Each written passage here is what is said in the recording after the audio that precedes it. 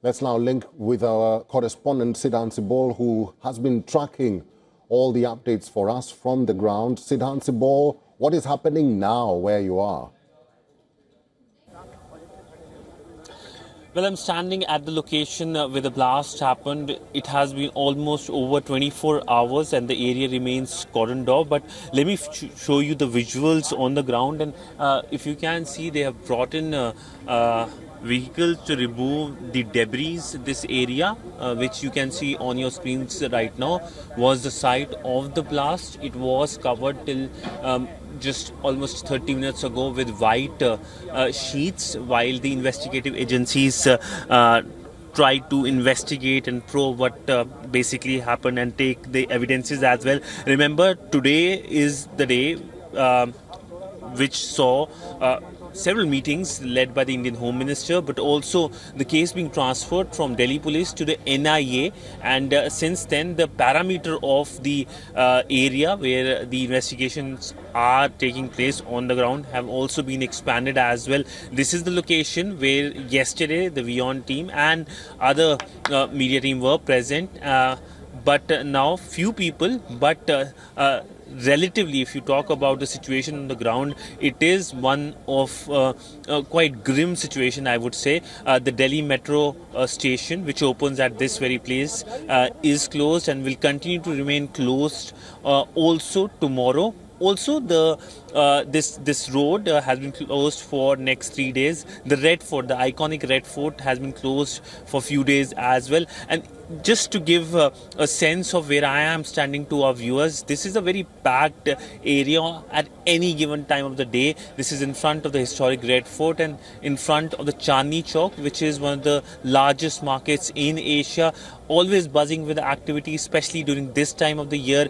This is the time when it is known as the wedding season, and many people come here to buy clothes as well. So essentially, the blast happened during the Monday rush hour. Now, what authorities are telling WION is that after the action on the Faridabad terror module, the suspect bomber got panicked, and in an attempt to relocate the explosives, he was trying to flee, and in the panic while the car was moving, the explosion happened.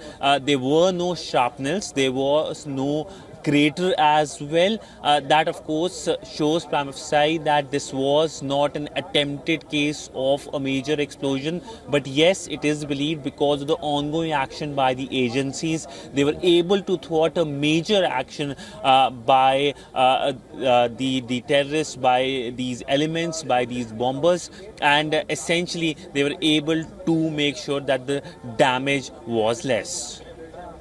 All right. Mr. Sibol, we do also understand that the investigation team is currently on ground as we speak.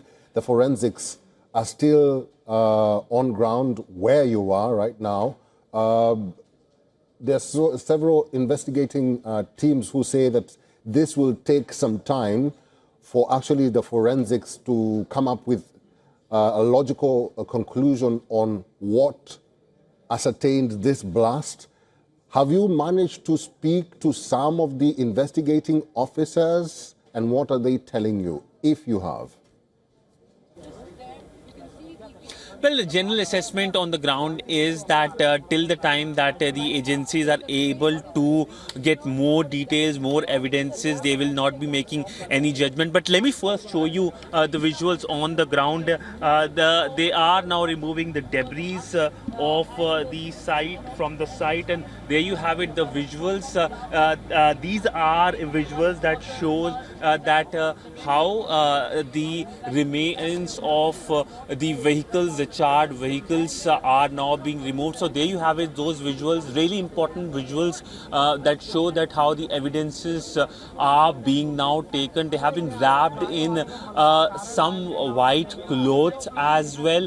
These are crucial evidences basis that will be important for the agencies to get more details as to the purpose of the attack, the explosives that have been used as well, and all these details that are important. But these are important visuals on your screens. All throughout the day we have seen there have been meetings after meetings that have been happening here in the Indian national capital, led by the Indian Home Minister. And we also know that tomorrow the cabinet will be meeting. There are reports of the Cabinet Committee on Security, that's the top security body of India, also expected to hold meeting tomorrow as well. That basically shows that how the situation is being monitored live, almost on a minute to minute basis. The Indian Prime Minister is in Bhutan, and earlier today, in a strong message, he said that the culprits of